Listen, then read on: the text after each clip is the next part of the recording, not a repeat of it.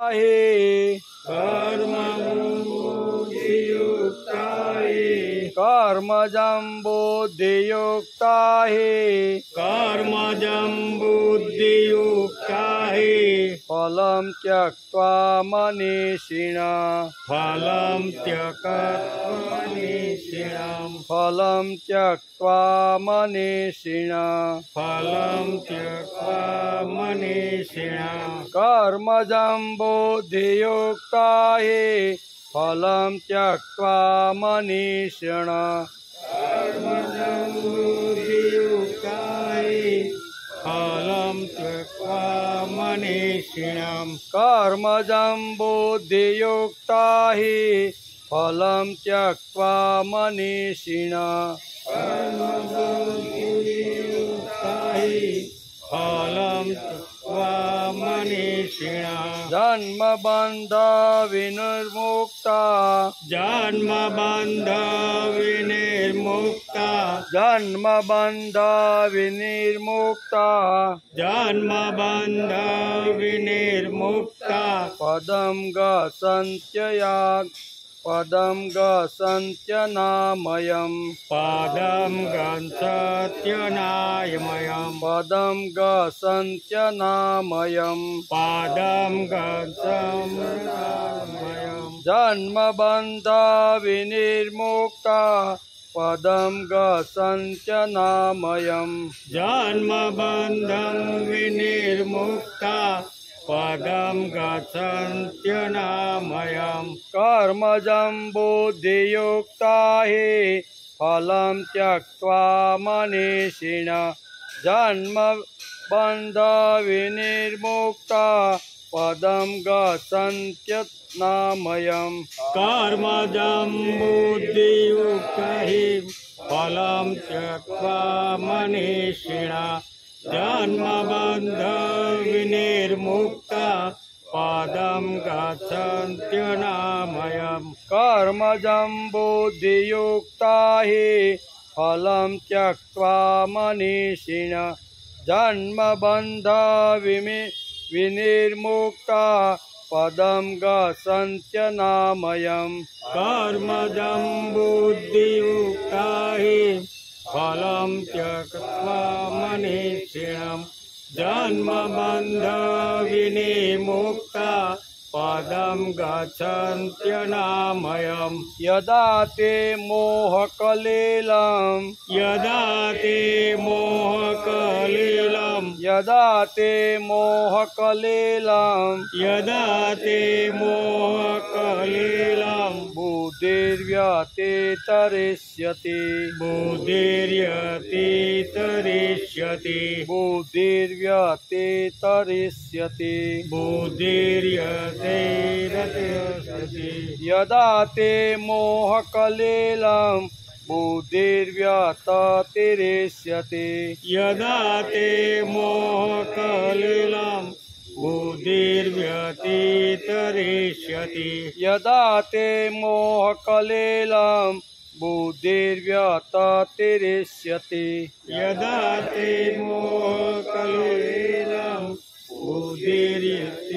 बुद्धिर्यतितरिष्यति तदा गन्तासि निर्वेदम् तदा गन्तासि निर्वेदम् तदा गन्तासि निर्वेदम् तदा गन्तासि निर्वेदम् श्रोतव्यस्य श्रुतस्य च श्रोतव्यस्य श्रुतस्य च श्रोतव्यस्य श्रुतस्य च श्रोतव्यस्य श्रुतस्य च तदा गन्तासि निर्वेदम् श्रोतव्यस्य श्रुतस्य च तदा गन्तासि निर्वेदम् श्रोतव्यस्य श्रुतस्य च यदा ते मोहकलिलं बुद्धिर्व्यतितरिष्यति तदा गन्तासि निर्वेदम् श्रोतव्यस्य श्रुतस्य च यदा ते मोहकलिलं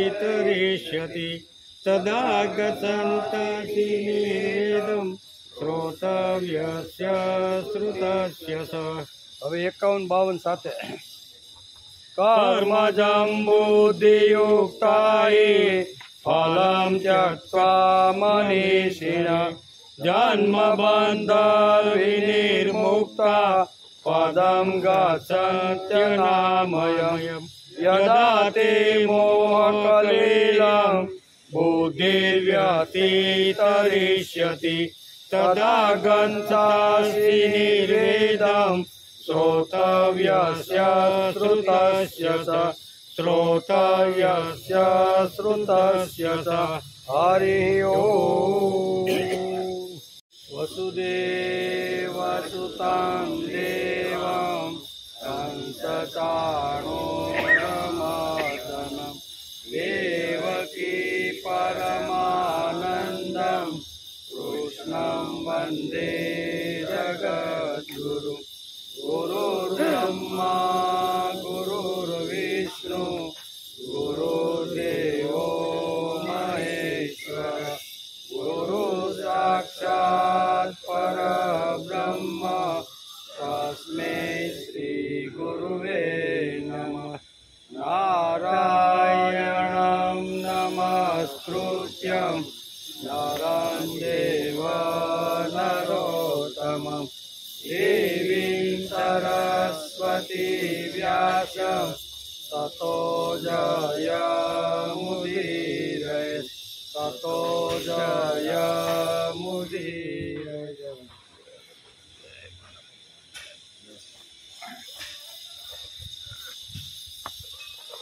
कर्मजं बुद्धियुक्ता हि फलं त्यक्त्वा मनीषिणः जन्मबंध विनिर्मुक्ता पदम गच्छन्त्य नामयम। આજે શ્રીમદ ભગવદ્ ગીતા ચિંતન શરૂ થયું એનો 110મો દિવસ. શુક્રવારે આપણે શ્રીમદ ભગવદ્ ગીતાના બીજા અધ્યાયના 50મા શ્લોકને આપણે નમસ્કાર કર્યા. પર્યાવરણ દિવસ પણ હતો, બરાબર ને? પર્યાવરણના દિવસે આપણે વડલાઈટે બેસી એના 10 વર્ષ પૂરા થાય. 6/6/2025ના રોજ 10 વર્ષ આપણે પૂરા થયા. આપણે 3 દિવસ માથે થઈ ગયા, 11મા વર્ષમાં પ્રવેશ થઈ ગયો જોવે ને. એટલે આપણો કાયમ માટે યાદ રહી જાય ને એવો દિવસ છે કે 6/6/2014થી આપણે શરૂઆત કરેલી એમ. એટલે 6ઠો મહિનો 6ઠી તારીખ અને યોગાનું યોગ પર્યાવરણ દિવસ આવી ગયો એમ. આજે 11મો વર્ષ ચાલુ આજથી જ. હા, 2 દિવસ રજા ગઈ. હા.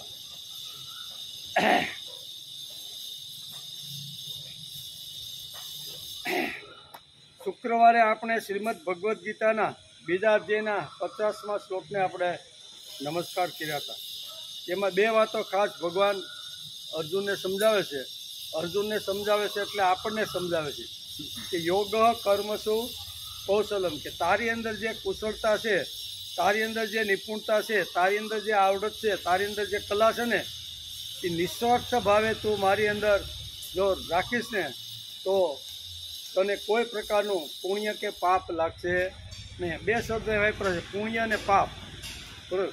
સુકૃત અને દુષ્કૃત, એવો આ શ્લોકની અંદર આપણે શુક્રવારે સમજવાનો પ્રયત્ન કર્યો. એટલે અહીં કહે છે કે કોઈ પણ પ્રકારની અપેક્ષા રાખ્યા વગર માણસને મળેલી જે કલા છે, જે આવડત છે, જે નિપુણતા છે, એની અંદર જે કાંઈ ભગવાને આપેલી જે કળાઓ છે ને, એ કળાઓને નિસ્વાર્થ ભાવે હાથમાં પડદે પણ અપેક્ષા ન હોય એવું એકાદ કર્મ માણસે 24 કલાકમાં નાનું એવું એકાદ કર્મ કરી લેવું જોઈએ. એ જ કર્મ માણસની જોડે જાય છે. જે નિષ્કામ કર્મયોગ જે કરે એ જે કર્મ હોય એ જ કર્મ એની ભેગું જાય છે. તેથી સમબુદ્ધિયુક્ત માણસ પુરુષ અને પાપ બેને આ લોકમાં ત્યાગી દેશે, તેમનાથી મુક્ત થઈ જાય છે. માટે તું સમાન રૂપ યોગમાં જોડાઈ જા. આમ ભગવાન અર્જુને કહે છે, જોડાઈ જા. આ સમાન રૂપ યોગ એ જ કર્મોમાં કુશળતા છે. અર્થાત કર્મબંધનમાંથી છૂટવાનો એક જ ઉપાય છે, અને તે એટલે યોગ કર્મસુ કૌશલમ, એનો આપણે ગયા શુક્રવારે વિચાર એ કર્મ બંધનમાંથી જો મુક્ત થવાનું હોય, છૂટવાનું હોય, તો એના માટેનો એક જ ઉપાય છે કે મને મળેલી શક્તિ પ્રભુ કાર્યની અંદર મારે જોડવાનો પ્રયત્ન કરી દેવો જોઈએ. શ્રીમદ ભગવદ્ ગીતા ભગવાનનો શ્વાસ છે, ભગવાનનું હૃદય છે. શ્રીમદ ભગવદ્ ગીતાનો આપણે જે 110 દિવસે આપણે જે અભ્યાસ કરી છે એ ભગવાનના શ્વાસોશ્વાસ છે, ભગવાનનું હૃદય છે. એ ભગવાનનું હૃદય છે અને ભગવાનની વાંગમય મૂર્તિ છે. જેના હૃદયમાં, જેની વાણીમાં, જેના શરીરમાં તેમજ સઘળી ઇન્દ્રિયો અને એમની ક્રિયાઓમાં ઉતરી ગઈ છે, એ માણસ સાક્ષાત ગીતાની જ મૂર્તિ છે, ગીતાની મૂર્તિ છે. એના દર્શન, એનું સ્પર્શ, એનું ચિંતન કરવાથી માણસ પવિત્ર બની જાય. આ જગતની અંદર ઘણા બધા મહાપુરુષો, ઋષિઓ, સંતો આવ્યા. એ મહાપુરુષોએ મોટા ભાગના જે સંતો, આચાર્યો છે, એણે શ્રીમદ ભગવદ્ ગીતાનો આધાર લઈ અને પોતાનો સંપ્રદાય હોય એને આગળ લઈ જવાનો પ્રયત્ન કર્યો છે. ગીતાના વિચાર વગર, ગીતાના સિદ્ધાંત વગર કોઈ આગળ જઈ શકતું નથી. એટલે આ જે મહાપુરુષો આવ્યા છે એમણે પણ શ્રીમદ ભગવદ્ ગીતા ઉપર ઘણીવાર ઘણા ભાષ્ય લખ્યા છે. શ્રીમદ ભગવદ્ ગીતાની તોલે સંસાર, એટલે કે સંસારમાં યજ્ઞ, દાન, તપ, તીર્થ, વ્રત, સંયમ કે ઉપવાસ વગેરે કશું જ નથી. એટલે કે ગીતાની તોલે આવે એવા કોઈ આ કર્મકાંડ નથી. એમ કે શ્રીમદ ભગવદ્ ગીતા સાક્ષાત ભગવાન શ્રી કૃષ્ણના મુખારવિંદમાંથી નિસરેલું વાંગમય અને વાણી છે. એનું સંકલન કરનાર વ્યાસ છે. ભગવાને કુરુક્ષેત્રના મેદાનની અંદર અર્જુનને જે નિમિત્ત બનાવીને શ્રીમદ ભગવદ્ ગીતાની જે વાતો કરીને એ બધાનું સંકલન, જે શ્લોકો આડાઅવળા કદાચ ભગવાને બોલ્યા છે તો એ બધાનું સંકલન કરી અને શ્રીમદ ભગવદ્ ગીતાનું સુંદર મજાની એક માળા બનાવવાનું કામ વેદવ્યાસે કર્યું છે. એમ કે ભગવાન શ્રી કૃષ્ણે પોતાના ઉપદેશનો ઘણો ખરો અંશ તો એટલે કે પદ્યમાંનો જ કહ્યો હતો, જેને વ્યાસે એમણે એમ ગૂંથી લીધો છે. થોડો ઘણો અંશ કે જે એમણે ગદ્યમાં કહ્યો હતો એને વ્યાસજીએ પોતે શ્લોકબદ્ધ કરી અને દીધો. અને આ વ્યાસની કમાલ છે. વ્યાસે ભગવાન કૃષ્ણના મુખારવિંદમાંથી જે માંગમય ટપકું, બરાબર, તો એ અહીંયા કહે છે કે વેદ વ્યાસે સુંદર મજાની માળા બનાવી અને એક સુંદર મજાનો 700 શ્લોકનો હાર આપણા હાથની અંદર આપી દીધો. સાથે સાથે ધૃતરાષ્ટ્ર, આ જે 700 શ્લોક છે એની ચર્ચા પણ આપણે ઘણીવાર કરી છે કે 700 શ્લોકના આ 4 પાત્રો છે. ધૃતરાષ્ટ્ર છે, સંજય છે, અર્જુન છે. પોતાની અંદર 4 પાત્રો જ આવે છે, 5મું કોઈ પાત્ર નથી. તો 4 પાત્રો મળીને કુલ 700 શ્લોક બોલેલા છે. એમાં એક જ શ્લોક ધૃતરાષ્ટ્ર બોલ્યો છે. પ્રથમ અધ્યાયનો પ્રથમ શ્લોક, ધર્મક્ષેત્રે કુરુક્ષેત્રે સમવેતા યુયુત્સવ મામકા પાંડવા ચેવ કિમ કુર્વત સંજય. આમ કરી અને એક જ શ્લોક બોલ્યો છે. પછી ધૃતરાષ્ટ્ર ક્યારેય શ્રીમદ ભગવદ્ ગીતાની અંદર એક પણ શ્લોક બોલતા નથી. ત્યાર પછી સંજય આવે છે. સંજયે શ્રીમદ ભગવદ્ ગીતાના 700 શ્લોકમાંથી 40 શ્લોક, કેટલા 40 શ્લોક સંજયના ખોળામાં, શું કહેવાય, એના પલ્લામાં જાય છે. 40 શ્લોક સંજય બોલ્યો છે. અને સંજયને જે કાંઈ, સંજયના મનની અંદર જે કાંઈ વાતો હતી અને ધૃતરાષ્ટ્રે એને જે કાંઈ પૂછેલું છે ને એના જવાબમાં સંજયે 40 શ્લોકનો ઉલ્લેખ કરેલો છે. ત્યાર પછી અર્જુન આવે છે. અર્જુને 85 શ્લોક બોલ્યા. કેટલા? 700 શ્લોકની અંદર 85 શ્લોક જે છે ને એ ભગવાનને અર્જુન ઘણા બધા પ્રશ્નોની અંદર 85 શ્લોક પૂછે છે. અને ત્યાર પછી જે આવે છે 574 શ્લોક, એ ભગવાનના મુખારવિંદમાંથી નીકળેલું માધુર્ય છે. અને એ માધુર્યનો આપણે અભ્યાસ કરીએ સહી. એટલે આ બધાનો જે સરવાળો થાય છે ને એ બધો સરવાળો 700 શ્લોકનો થાય છે. એટલે આપણે સુંદર મજાના આ 4 જે પાત્રો છે એ પાત્રોએ જે કાંઈ ચર્ચાઓ, જે કાંઈ આવી રીતના સંવાદ જે કર્યો છે ને એનું સુંદર મજાનું વર્ણન વેદવ્યાસે મહાભારતના અહીંયા ભીષ્મ પર્વની અંદર વણી લીધું છે. બરાબર ને? બધાય જે 18 પર્વ છે મહાભારતના 1 લાખ શ્લોક છે અને એની અંદર 700 શ્લોક તો 20મા પર્વની અંદર અહીંયા વેદ વ્યાસે શ્રીમદ ભગવદ્ ગીતાના રૂપની અંદર વણી લીધા છે. એટલે સુંદર મજાનું કાવ્ય છે, સરસ મજાની વાતો છે. શ્લોકો કદાચ થોડાક બોલવામાં સમજવામાં અઘરા પડે પણ આપણે થોડાક હળવા કરીને સમજવાનો પ્રયત્ન કરશું, કારણ કે ગુઢ શાસ્ત્ર છે. શ્રીમદ ભગવતી કેવું છે? ગુઢ શાસ્ત્ર ને ગુઢ રહસ્ય છે. એને સમજવા માટે થોડોક પ્રયત્ન તો માણસે કરવો પડે. તેથી આપણે 110 દિવસ માટે પ્રામાણિક પ્રયત્ન કરીશું, બરાબર ને? આપણે પ્રયત્ન કરીને એક એક શ્લોકને સમજવાનો, એની અંદર ભરેલું જે તત્વજ્ઞાન છે, એની અંદર ભરેલો જે વિચાર છે, એની અંદર ભરેલી જે મધુરીમાં છે, એ મધુરીમાને સમજવાનો આપણે પ્રામાણિક પ્રયત્ન કરીએ છીએ. આપણે કાંઈ એટલા મોટા ભણેલા, એટલા મોટા કાંઈ જ્ઞાની નથી કે આપણે, તેથી આપણી ભાષામાં આપણે જેવી રીતનું સમજી શકીએ ને એ અર્થમાં આપણે સમજવાનો પ્રયત્ન કરીશું. પોતાની ભાષામાં શ્લોકબદ્ધ કરીને સુંદર મજાની 700 શ્લોકની માળા વ્યાસે ગૂંથી અને માનવ જાતના હાથમાં સોંપી છે કે આમાં દરેક દુનિયાના વિશ્વના તમામ કોયડાઓનો ઉકેલ આ શ્રીમદ ભગવદ્ ગીતામાં છે. એક કોઈ પણ કોયડો હોય, સામાજિક હોય, વ્યક્તિગત હોય, કૌટુંબિક હોય, રાજનીતિ હોય કે કોઈ આર્થિક હોય કે કોઈ સમાજ સુધારણ કોઈ પણ પ્રશ્ન હોય ને, તો બધા જ પ્રશ્નો શ્રીમદ ભગવદ્ ગીતાની અંદર વેદ વ્યાસે સરસ રીતે સમજાવવાનો પ્રયત્ન કર્યો છે. આ 700 શ્લોકના આખા ગ્રંથને 18 અધ્યાયોમાં વિભાજિત કરવામાં આવ્યા છે. કેટલા? 700 શ્લોકને 18 અધ્યાયમાં વિભાજિત કરીને મહાભારતમાં મૂકી દીધા, જે આજે આપણને આ રૂપમાં મળ્યા છે. ભગવાને શ્રીમદ ભગવદ્ ગીતા રૂપી એક એવું અનુપમ શાસ્ત્ર કહ્યું છે અને એનો ઉપદેશ માણસે લેવો જોઈએ. શ્રીમદ ભગવદ્ ગીતાની અંદર ઘણી બધી વાતો એવી છે કે જે એકવાર માણસ એ લાવવાનો જો પ્રયત્ન કરે ને તો માનવ જીવનના ઘણા બધા કોયડાઓનો ઉકેલ એમાંથી મળી જાય છે. એક પણ વાત એવી નથી કે જે ભગવાને આની અંદર એનું સોલ્યુશન આપ્યું ન હોય. તેથી જ આજે શ્રીમદ ભગવદ્ ગીતાના બીજા અધ્યાયના 51મા શ્લોકનો આજે આપણે વિચાર કરવાનો છે. સુંદર મજાની વાત આગળથી બધી હાલી આવે છે. યોગ કર્મસુ કૌશલ એમ કરીને 50મા શ્લોકની અંદર ભગવાને માનવ જાતની કર્મ કુશળતા પ્રભુ ચરણે ધરી અને ભક્તિ થઈ શકે છે એવું સુંદર મજાનું તત્વજ્ઞાન, સુંદર મજાનો સિદ્ધાંત, સુંદર મજાની વાત આપણે 50મા શ્લોકમાં સમજાવવાનો પ્રયત્ન કર્યો. માણસની પાસે અલગ અલગ પ્રકારની ઘણી બધી કુશળતા હોય છે. એ કુશળતા આપણે ન વાપરતા ઘણીવાર વેડફાઈ જાય, તો વેડફાઈ જાય તો એનો કોઈ જીવનમાં આવી રીતનો ઉપયોગ થતો. તેથી શાસ્ત્રકારો કહે છે કે દરેક માનવને અલગ અલગ ટાઈપનો જે કલાઓ આપી છે ને એ કલાઓ પ્રભુના ચરણે ધરવી જોઈએ. એટલે એનો આજે આપણે વિચાર કરવાનો છે.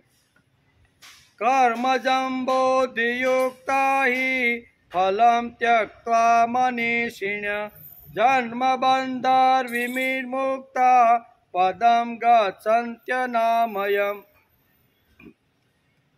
હિ એટલે કેમ કે, પછી બુદ્ધિયુક્તા એટલે સમબુદ્ધિથી યુક્ત, મનીષિણ્યમ એટલે જ્ઞાની સાધકો, મનની ઈચ્છા, મનનો વેગ, કર્મજમ એટલે કર્મોથી ઉત્પન્ન થનાર, ફલમ એટલે ફળનો અર્થાત સંસાર માત્રનો, ત્યક્ત્વા ત્યાગ કરીને, જન્મબંધ એટલે જન્મરૂપી બંધનથી, વિનિર્યુક્તા એટલે મુક્ત થઈને, પછી અનામયમ એટલે નિર્વિકાર, પદમ એટલે પદને, ગચ્છન્તિ એટલે પ્રાપ્ત થઈ જાય છે. ભગવાને બહુ સરસ રીતે આ સમજાવવાનો પ્રયત્ન કર્યો. કેમ કે હે અર્જુન, સમબુદ્ધિથી યુક્ત જ્ઞાની સાધકો કર્મોથી ઉત્પન્ન થનારા ફળનો અર્થાત સંસાર માત્રનો ત્યાગ કરીને જન્મરૂપી બંધનથી મુક્ત થઈને નિર્વિકાર પદને પ્રાપ્ત થઈ જાય છે. બહુ સરસ રીતે સમજાવવાનો પ્રયત્ન કર્યો છે. ભગવાને જાત જાતની યોગની વ્યાખ્યાઓ આપી. શ્રીમદ ભગવદ્ ગીતામાં યોગ એટલે ભગવાનની સાથે જોડાઈ જવું. એમાં ઘણી બધી, ખાલી એક વ્યાખ્યા આપી નથી. અલગ અલગ શ્લોકમાં અલગ અલગ રીતે ભગવાને અહીંયા યોગ એટલે ભગવાનની કાર્ય સાથે જોડાઈ જવું, પ્રભુ કાર્ય સાથે જોઈ જવું, સારી કોઈ પ્રવૃત્તિ હાલતી હોય તો એની સાથે જોડાઈ જવું. આવી જોડાઈ જવાની ઘણી બધી વાતો ભગવાને ઘણા બધા શ્લોકોની અંદર અહીંયા કીધી છે, એને આપણે સમજવાનો પ્રયત્ન કરીએ છીએ. ભગવાને જાત જાતની યોગની વ્યાખ્યાઓ આપી છે. યોગ કર્મસુ કૌલસમ સમત્વ યોગ ઉચ્યતે. આવી ઘણી બધી વ્યાખ્યાઓ ભગવાને બહુ સરસ રીતે સમજાવી અને માનવજાત પ્રભુ સુધી કેવી રીતે પહોંચી શકે અને નિર્વિકાર પદ કેવી રીતે પ્રાપ્ત કરી શકાય એ આ શ્લોકની અંદર સમજાવવાનો પ્રયત્ન કર્યો છે. કર્મજમ બુદ્ધિ યુક્તાહી એટલે કર્મથી ઉત્પન્ન થનાર અને મનમાં જે નિર્માણ થાય, મનીષિણીમ એટલે જ્ઞાની સાધકો, મનની ઈચ્છા. ને ઘણા બધા મનીષિણી એક શબ્દ આ શ્લોકની અંદર વાપરવામાં આવ્યો છે. મનીષિણીનો અર્થ થાય મનની તાકાત, મનની શક્તિ. દુનિયાની અંદર મનની શક્તિ એવી છે કે એ શક્તિને કોઈ આંબી શકે કે પહોંચી શકે. અહીંયા આપણે ખુરશી ઉપર ભલે નહીં બેઠા હોય, પણ આપણે અત્યારે એક જ સેકન્ડમાં આપણા મનમાં એક વિચાર આવે કે અમારા ગામમાં વરસાદ થયો છે કે નહીં. સીધું મન 700 કિલોમીટર કે 500 કિલોમીટર દૂર હોય તો આપણું મન ત્યાં પહોંચે કે નહીં? આપણું મન ત્યાં પહોંચી જ જવાનું છે. કોઈ પણ વિષય મનની એટલી મોટી તાકાત છે, મનની એટલી મોટી શક્તિ છે, એમાં કોઈ પદાર્થની જરૂર પડતી નથી, મોટરસાઇકલની જરૂર પડતી કે હાલો સીટ બુક કરાવી લઈ બસમાં બેસીને આપણે, એ કાંઈ 12 કલાકે એ કાંઈ જરૂર પડે? અહીંથી મન ગયું, કપાસ વવાણો છે કે કેમ થયું છે, ભાગ્યે બરોબર પાણી તો પાયું છે ને. મેં તો એને ફોનમાં ગઈકાલે કીધું હતું કે બીજા ઉપર પાણી તારે આ જે મનની તાકાત છે, મનની શક્તિ છે, મનનો જે વેગ છે ને, એ મનના વેગને અત્યાર સુધીમાં કોઈ આંબી શક્યો નથી. પવન કરતાં પણ વિશેષ જેની ગતિ છે, બરાબર ને? પવન કરતાં પણ ધારો એટલે સીધું આપણું ઘર ઊભું થઈ જાય. ઘરની અંદર 2 ઓરડાઓ હોય, એક રસોડું હોય, એક ભાંગેલી ખૂટી શું કહેવાય ટાટીઓ ભાંગેલી ખુરશી પીડી હોય, આપણે બધું મૂકીને આવ્યા હોય, યાદ આવે કે નહીં? અહીંયા બેઠા બેઠા જ, નહીંતર આપણે તાળું ખોલ્યું નથી ને અહીંથી કોઈ બસમાં કે મોટર લઈને આપણે ગયા નથી. પણ મનની એવી એક જબરદસ્ત તાકાત છે કે એ મનથી માણસ ઘણું બધું ઊભું કરી શકે. એ મન જો આપણું ભૌતિક પદાર્થો, ભૌતિક વસ્તુઓ અથવા આપણી આવું જો ઊભી કરી શકતો હોય તો એ મન ભગવાનને મનમાં ઊભું ન કરી શકે. સામે ઊભા પછી ભગવાનની મૂર્તિ ન આવે. જેમ આપણા જૂનું ઘર હોય, વાડી હોય કે કોઈ પણ હોય તો સીધે સીધું આપણું મન ત્યાં સીધું ગ્રહણ એટલે પકડી લે કે ન પકડી લે. તો એવી જ રીતે હું જે ભગવાનને માનતો હોય એ ભગવાનને આંખ બંધ કરી અને જો એ મૂર્તિને ઊભી કરું ને તો એ મૂર્તિની અંદર માણસનું મન પરોવાઈ જાય અને એ જ એની ખરી ભક્તિ છે. ભગવાન આપણે અહીંયા સુધી મનીષિણી શબ્દ અર્થાવીને અહીં કે મનની ખૂબ જ જબરજસ્ત તાકાત છે. એ તાકાતને જો ભક્તિના કાર્યમાં અથવા ભક્તિના લગાડવામાં આવે ને તો માણસ પરબ્રહ્મ અહીં કહે છે ને કે પરબ્રહ્મ પરમાત્મા સુધી પહોંચી જાય છે. નિર્વિકાર કીધું, નિર્વિકાર પદને પ્રાપ્ત થઈ જાય. મનની આ તાકાત છે. તેથી મનને સંભાળવાનો માણસે પ્રયત્ન કરવો. મન એ ખૂબ જ મોટી શક્તિ છે. મન એ ખૂબ સારામાં સારી પવિત્ર અને દિવ્ય ઇન્દ્રિય છે. એને સંભાળવાનો માણસે પ્રયત્ન કરવો જોઈએ. તેથી કહે છે કે કર્મજમ બુદ્ધિ યુક્તાહી, કર્મજમ બુદ્ધિ યુક્તાહી, કર્મથી ઉત્પન્ન થનાર અને મનમાં જે નિર્માણ થાય, મનીષિણી એટલે જ્ઞાની સાધકો.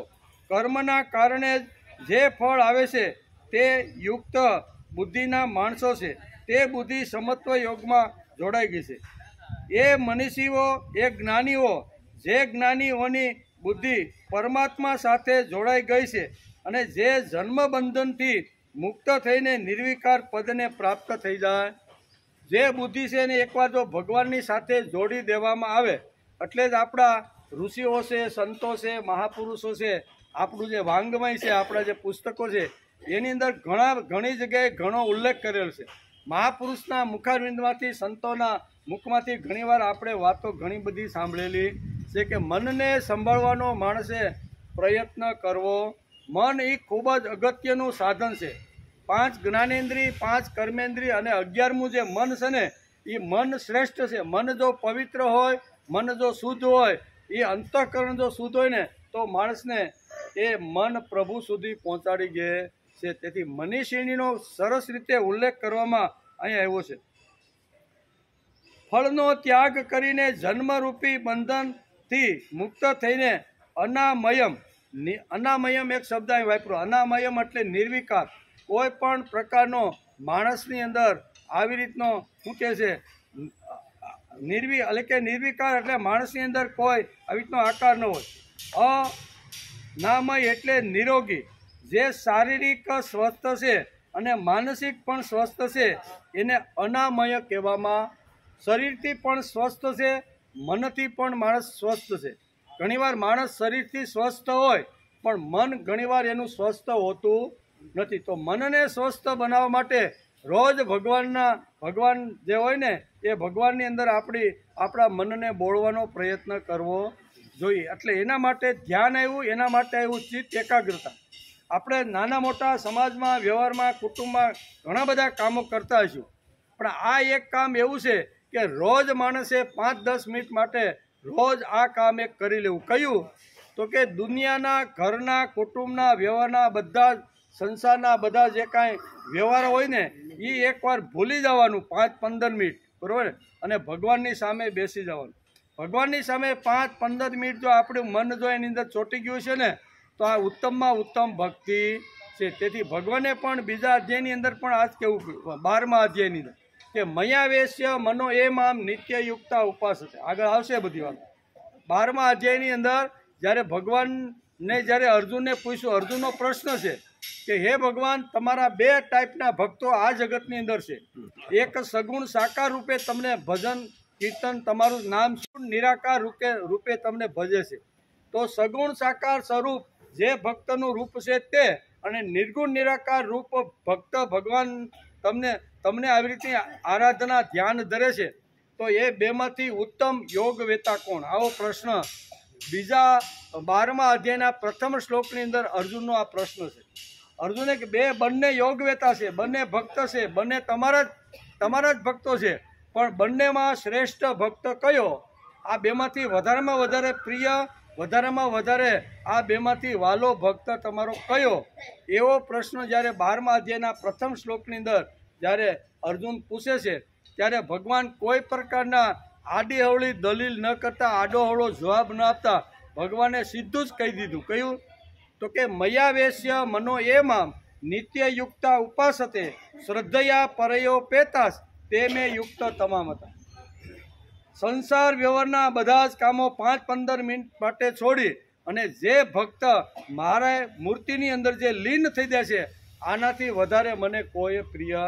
પેલો નિર્ગુણ નિરાકાર તો મને પ્રિય છે જ, પણ એના કરતાં વધારે સગુણ સાકાર રૂપ લઈને જે આવેલો જે ભગવાન છે ને એ જે સાધક છે ને, જે ભક્ત, એ મને વધારે પ્રિય છે. તેથી રોજ માણસે ગમે તેટલું ભક્તિ કરતા હોય, ગમે એટલું સમાજનું સારું કામ કરતા હોય, પરમાર્થનું કામ કરતા હોય, બરાબર, પણ માણસે 5-15 મિનિટ ભગવાન પાસે બેસવાનું. નહીંતર શું થશે? સામાજિક કામ થઈ જાય. આપણે ઘણીવાર એમ થાય સમાજની અંદર હું હોય તો હોય, આવો અહંકાર જો માણસના નિર્માણનો કરવાનો હોય ને તો ભગવાનની પાસે રોજ 5-15, એમાં ક્યાં 5-10 મિનિટ આપણો એટલા થઈ જાય છે. તેથી માણસે રોજ બેસવાનો પ્રયત્ન કરવો. તેથી અહીં મનીષીણી શબ્દ અહીં ભગવાને મનની જે તાકાત છે, મનની જે શક્તિ છે, મનની જે આ જે દોડવાની જે છે ને એ શક્તિ અત્યાર સુધી એવી શક્તિ કોઈની પાસે ધારે તો 6000 કિલોમીટર આપણો દીકરો અમેરિકામાં ભણતો હોય, પૌત્ર ભણતો હોય, ઓસ્ટ્રેલિયાની અંદર નોકરી કરતો હોય 5-6 હજાર કિલોમીટર દૂર, પણ આંખ બંધ કરો એટલે 6000 કિલોમીટર 1 સેકન્ડની અંદર આખું ઊભું થાય કે ન થાય?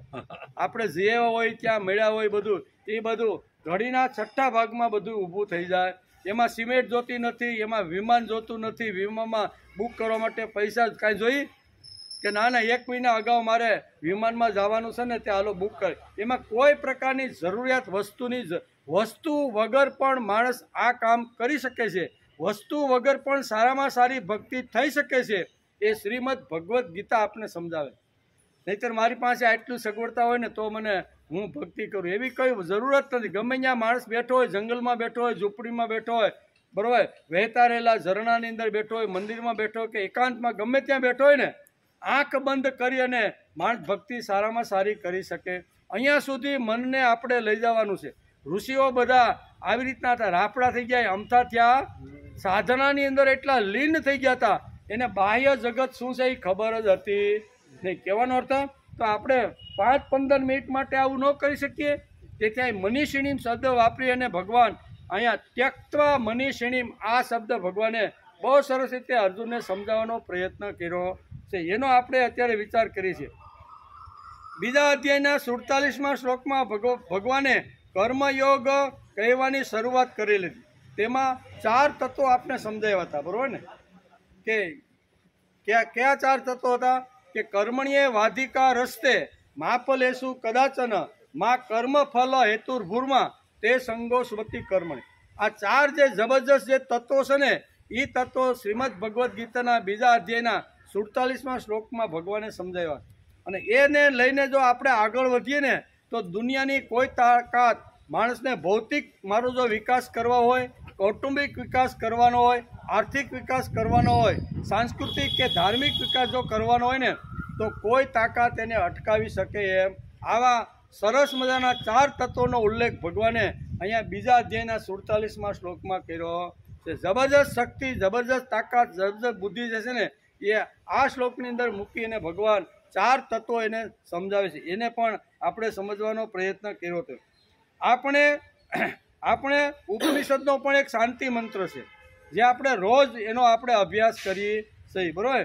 સર્વેત્ર સુખીના સંતુ, સર્વે સંતુ નિરામયા, સર્વે ભદ્રાણી પશ્યંતુ, માં કચ્ચિત દુઃખ માપનું. આ ઉપનિષદનો શાંતિ મંત્ર છે. ઉપનિષદના શાંતિ મંત્રની અંદર અહીંયા બહુ સરસ રીતે આપણા શાસ્ત્રકારોએ લખ્યું, સર્વેત્ર સુખીના સંતુ, કે આ જગતની અંદર દરેક માણસ સુખી થાય એવા આશીર્વાદાત્મક આ મંત્ર છે. સર્વેત્ર સુખીના સંતુ, સર્વે સંતુ નિરામયા. જે જગતની અંદર માનવ જે જીવી રહ્યો છે, પશુ સૃષ્ટિમાં પશુ હોય કે પક્ષી સૃષ્ટિમાં બધાનું જે નિરામય, જેનું શરીર છે ને એ એકદમ નિરામય આરોગ્યવાન રહે. એનું શરીર એટલું આરોગ્યવાન રહે કે એને ક્યારેય દુઃખ પડે ને. આવી માગણી આપણા ઉપનિષદની અંદર આવા ઋષિએ કરી છે. આગળ કહે છે કે સર્વે ભદ્રાણી પશ્યંતુ, હું મારી દિવ્ય દૃષ્ટિથી, મારી ભદ્ર આંખોથી આ જગતની અંદર ઈશાવાસ્ય ઇદમ સર્વમ, કેવું? આ જગતની અંદર બધાની અંદર ભગવાન બેઠેલો છે એવી મારી આંખથી હું ભદ્ર દ્રષ્ટિથી હું બધાના દર્શન કરું. હું જેને જેને મળું છું, જેની પાસે જાઉં છું, જેની પાસે બેસું છું, એની અંદર પણ વિશ્વને ચલાવવાળી શક્તિ આવીને બેઠી. જે શક્તિ મને સંભાળે છે એ જ શક્તિ સામેની વ્યક્તિમાં બેઠી છે. એટલે સર્વે ભદ્રાણી પશ્યંતુ માં કચ્ચિત દુઃખ માપનું યાદ. ઓમ શાંતિ શાંતિ શાંતિ. આમ કરીને આ મંત્રની અંદર સુંદર મજાની વાત કરવામાં આવી છે. ઉપનિષદ કહે છે કે અહીં સર્વે સુખી થાઓ, સર્વે દુઃખ વ્યાધિથી મુક્ત થઈ જાઓ.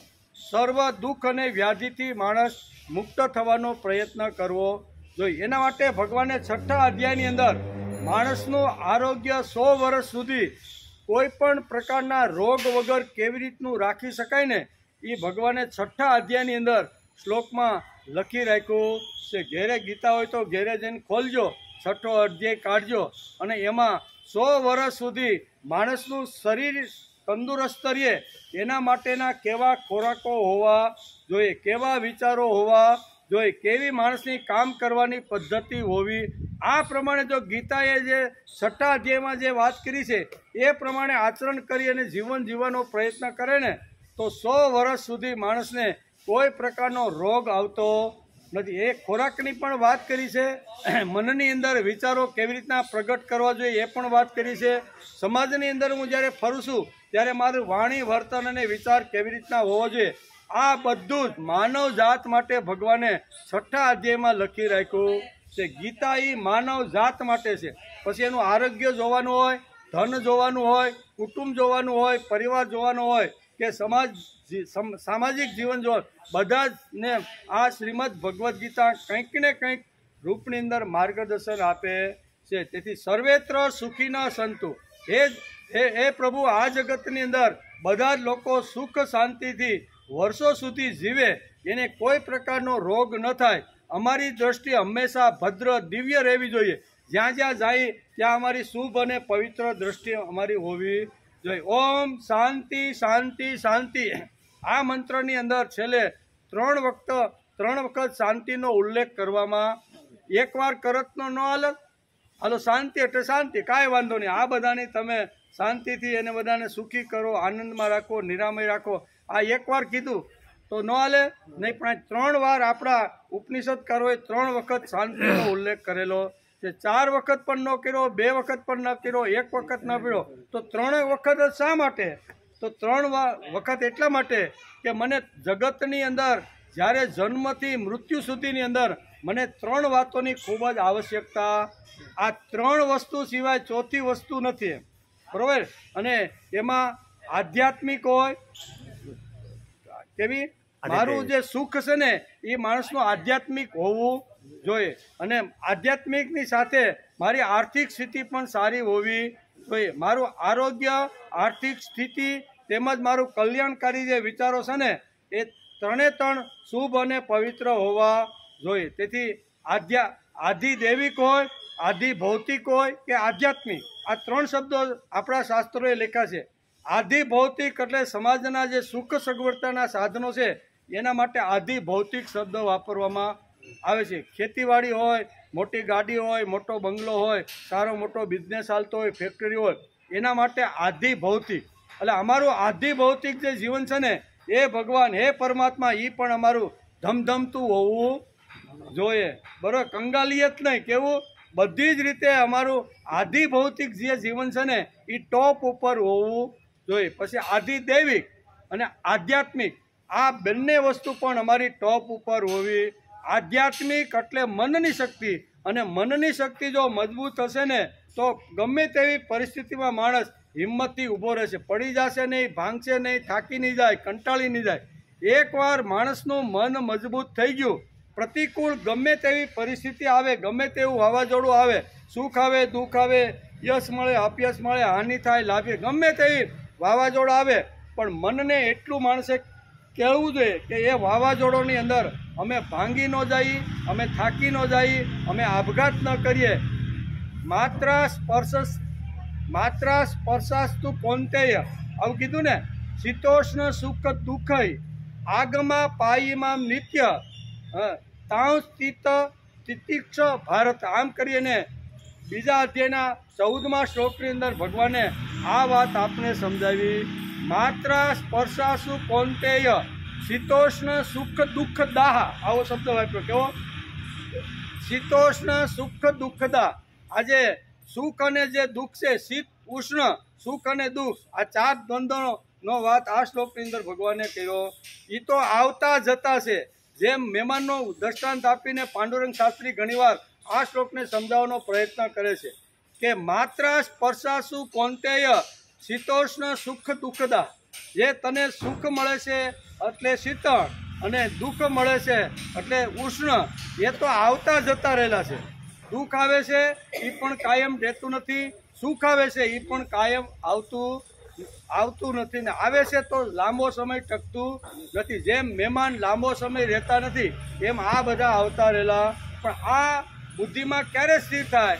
તો કે આધિ ભૌતિક, આધિ દૈવિક અને આધ્યાત્મિક, આ 3 તાકાતને જો આપણે કેળવવાનો પ્રયત્ન કર્યો છે તો દુનિયાની કોઈ તાકાત માણસને હલાવી શકશે.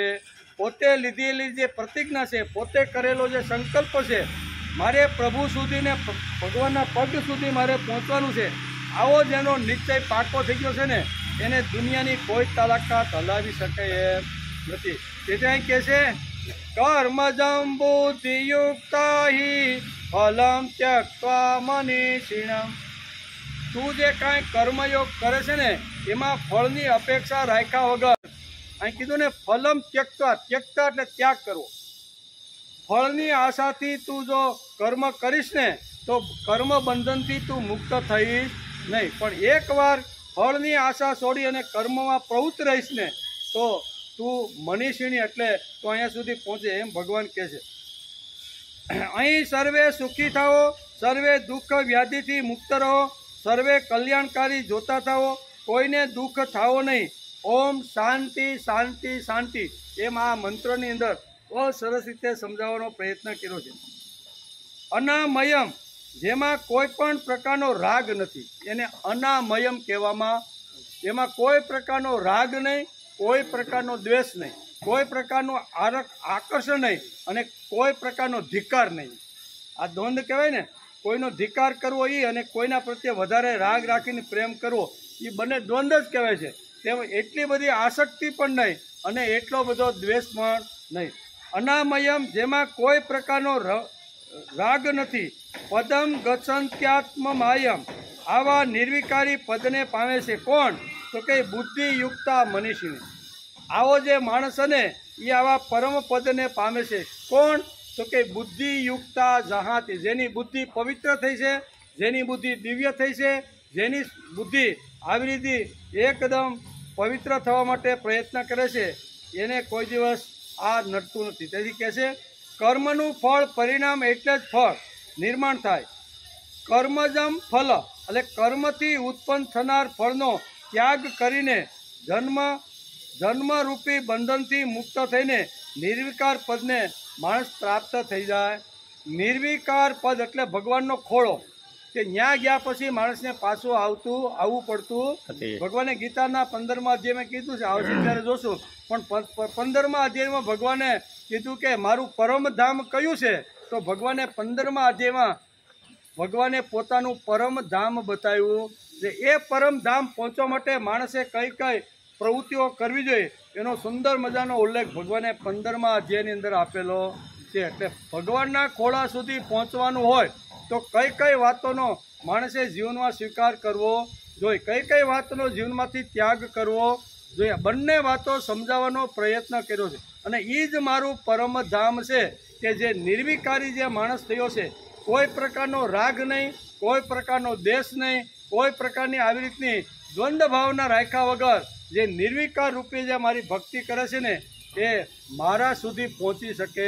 એવી ઘણી બધી વાતો 15મા અધ્યાયમાં ભગવાને લખી છે, પણ એ જ્યારે આવશે ત્યારે જોશું. પણ અત્યારે તો અહીંયા બહુ સરસ રીતે વાત કરવાનો પ્રયત્ન કરે છે. ફળનો ત્યાગ કરવો અતિશય અઘરો છે. ફળનો ત્યાગ કરવો અતિશય. કોઈ પણ માણસ પોતાનો ઘરનો ઉંબરો ઓળંગે તો પ્રથમ માણસને વિચાર આવે છે કે મારો ઘરનો ઉંબરો ઓળંગ્યા પછી હું 8-10 કલાક જે સમાજમાં જવાનું છું ત્યારે મને શું મળશે? મને જો કાંઈ મળવાનું હોય તો જ આપણો ઉત્સાહ ટકે, નકર ઉત્સાહ ટકતો. તમે આપણે જો કોઈ પણ વિચારજો, કોઈ કંઈક મળવાનું હોય ને તો ડબલ ઉત્સાહ આપણી પાસે હોય, પણ કંઈ જ મળવાનું ન હોય ને કામ કરવાનું હોય ને તો 5-10 વાર બોલાવવા જવું પડે. હરની ભાઈ આ બસ વહી જાય છે, આપણે જવું છે, દાંડી જવું છે, નવસારી જવું છે, કેટલાય વૃક્ષો વાવવાના છે. ઘણીવાર આવું થાય કે ન થાય? એવું થાય. કોઈ પણ પ્રકારનો આર્થિક લાભ, આધ્યાત્મિક લાભ તો 100% છે ને છે જ, પણ એ દેખાતો નથી. ભૌતિક સ્વાર્થ હોય ને, ભૌતિક ફાયદો તો આપણે તાત્કાલિક આપણે જોવા મળે છે, એટલે માણસ વધારે ત્યાં દોડતો જાય છે. ત્યાં કહે છે કે ફળનો ત્યાગ કરવો અતિશય કઠણ વસ્તુ છે. ફળ ન મળે અને કામ કરવું એ તો બહુ અઘરું છે. ફળ મળે છે પણ એ આપણે અત્યારે દેખાતું નથી, બરોબર ને? અધ્યાત્મની દ્રષ્ટિએ તો ખૂબ મોટું અને સારું ફળ એમાં છે. ફળનો ત્યાગ કરવો અતિશય અઘરો છે. કર્મને ફળ આવે, ફળથી માણસ મોહિત પણ થઈ જાય. નિષ્કામ કર્મયોગ કરો તો પણ ભગવાન તો ભગવાન નોંધી રાખે છે કે આને કોઈ પણ પ્રકારની અપેક્ષા રાખ્યા વિના મારા માટે કર્મ કર્યું છે, એને ફળની અપેક્ષા નથી, પણ એને મારે એનું ફળ પરિપક્વ થાય ત્યારે મારે એને ફળ આપવાનું ચાલે. કોઈ પણ કર્મ એવું નથી કે જેમાં ફળ ન મળે. ફળ તો મળવાનું છે, પણ એકવાર હિંમત રાખીને માણસે પ્રયત્ન કરવો જોઈએ કે એકાદ કર્મ એવું કરીશ કે અત્યારે મને તાત્કાલિક એ ફળ ન મળે એવું કામ, એટલે એનું નામ છે ભક્તિ. ભક્તિ સમજાવી છે, આપણું ભાવગીત છે ને કે ભક્તિ સમજાવી છે ગીતામાં વાંચજે, મનડું પ્રભુના ચરણમાં તું રાખજે. ઈશ્વરના શરણે ગયા વગર મનડું ઠેકાણે રહેતું. ઈશ્વરના શરણે એકવાર જો આપણું મન જાય ને તો જ આપણું મન ઠેકાણે રહે, નહીતર ધજાની પૂંછડીની જેમ ગમે ત્યાં ફેરી રાખે છે. ભલે ને આપણે અત્યારે અહીં ખુરશી ઉપર બેઠા, પણ મનની એવી તાકાત છે કે મન ગમે ત્યાં ફરતું રહેલું છે.